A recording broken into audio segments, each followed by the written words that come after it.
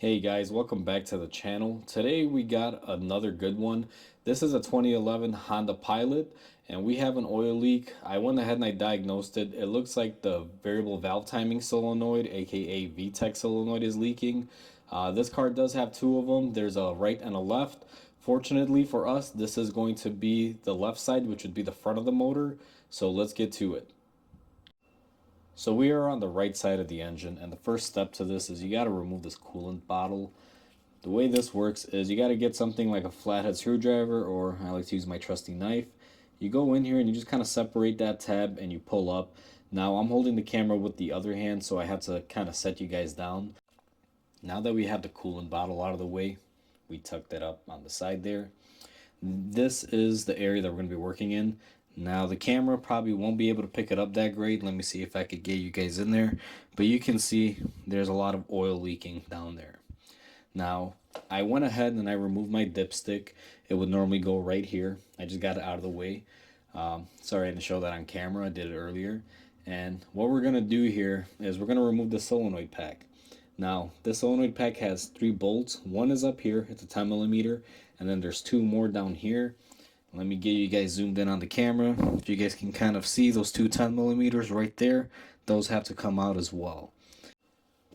So hopefully this, guys, will be the best angle for you. So let's begin. Remove these connectors. They're very easy. You just got to basically push the little tab in and they come out. I'm going to do that for both of these. Now you have a temperature sensor and the actual solenoid on this side. You want to get both of those two removed. Then next we're going to do the coil packs. Same style connector, guys. Just push the tab and they come out. I would show you, but it's a very tight space. It's very hard to see. The next one is going to be the EGR connector. So we're going to go ahead and just disconnect that. And I'm going to reach down and disconnect what I believe to be the coolant temperature sensor. I'm pretty sure is what it is.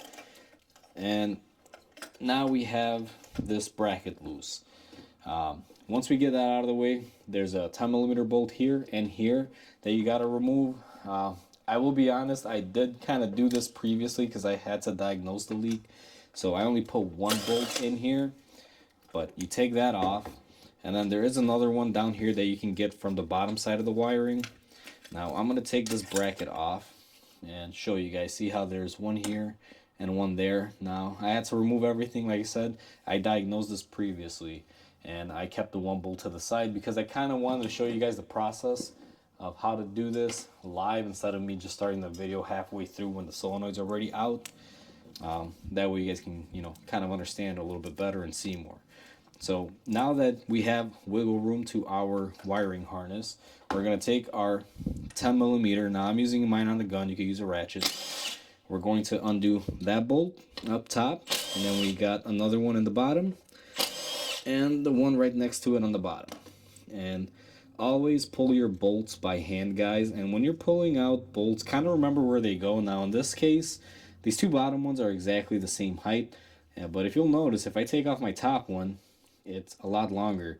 You do not want to put these in the wrong position and try to tighten it because you will cause some damage.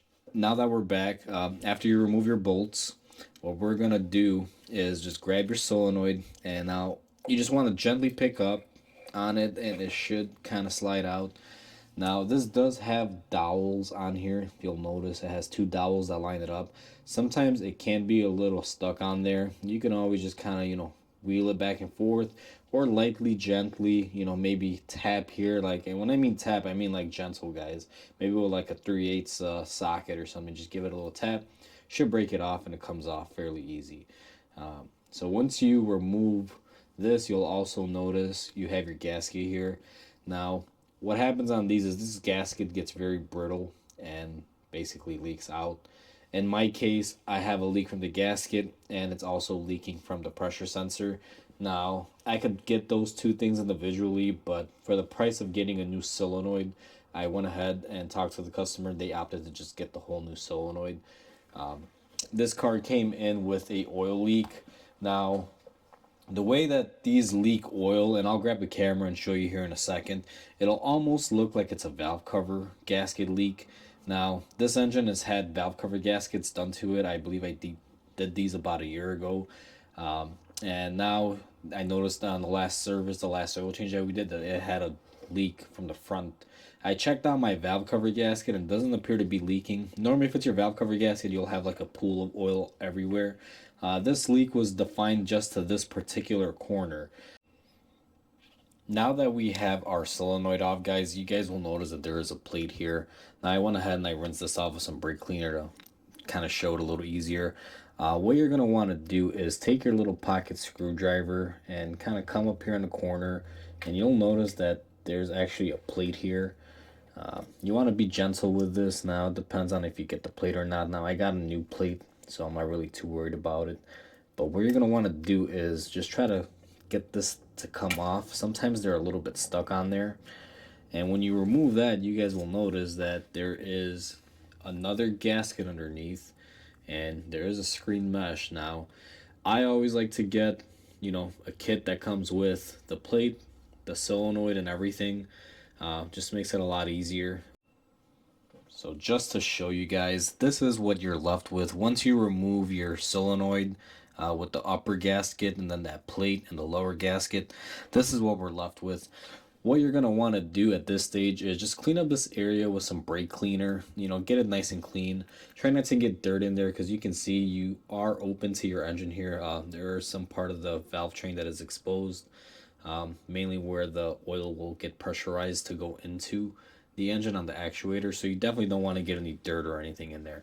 So I'm just going to lightly clean this up and I'll be back once I have that done. So now that we went ahead and cleaned up our area, guys, we're going to take our gasket, the one that has the screen faces down.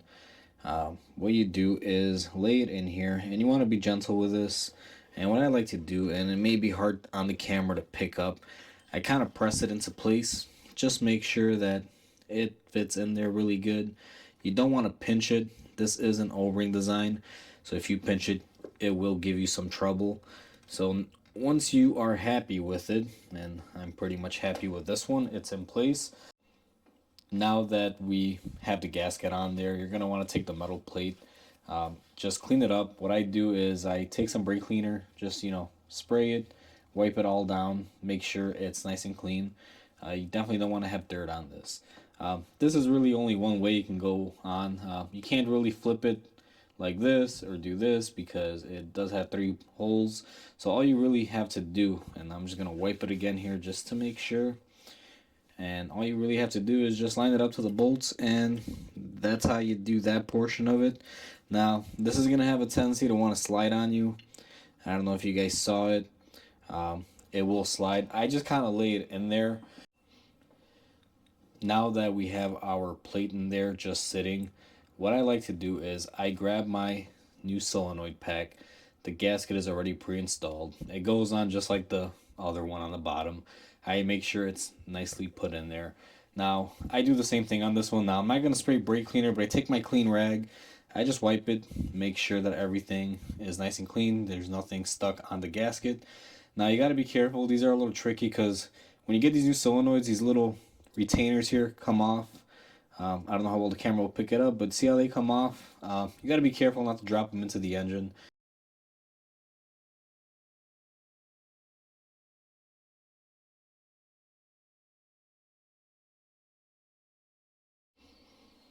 I'm back, guys. So I just did a time lapse of it. It was going to be a little bit tricky and it was going to take me a little bit of a while to try to get everything lined up. But what you saw was I lined everything up. I already put the bolts in here. The ones that have the dowels, I pre-inserted the bolts before I put it in there. Once I got it in there, I pushed up on that middle plate, that little steel plate that goes in between, and I just lined it up, and I slowly worked these in with my hand. Once I got a couple threads on them, and I knew that they were fully seated, I took my impact gun, and I did not impact them, I just ran them down so I can get them, snug. And then I took my 1/4 inch 10 mil ratchet, and I just snugged every single one up. If you notice, I went in a pattern. I started here, went to the other one at the bottom, and just kept coming back, kind of like a counterclockwise motion. That way I can get even pressure on the gasket. I didn't just crank this down and then this down to get uneven. I did it all evenly.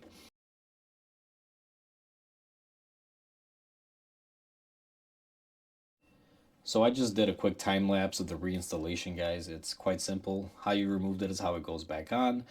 You guys saw in detail how I bolted up the solenoid pack here. I plugged in my connectors, put my bracket in for my wiring, bolted that up, connected all my connectors here for everything, got my coolant bottle back. Now what I'm going to do is I'm going to check the oil level. I'm going to top it off if I need to. I'm going to start the car afterwards. I'm going to stay in the car, make sure that I don't have an oil line on or anything. Just be careful. After I let the car run for a little bit, I'm going to come back out here, check for any leaks. If there are no leaks and everything is good, which I believe should be the case, what you do is just clean up after yourself, clean up the area, make sure there's no oil in this area that'll make you think that it's still leaking after the repair. And then after I do that, I basically put on the top engine cover and I'll ship this thing out. She will be all done. So hopefully you guys enjoyed this video. Please comment, like, and subscribe. It definitely helps my channel grow. I just want to say hope you guys have a great day, and I will catch you guys on the next repair.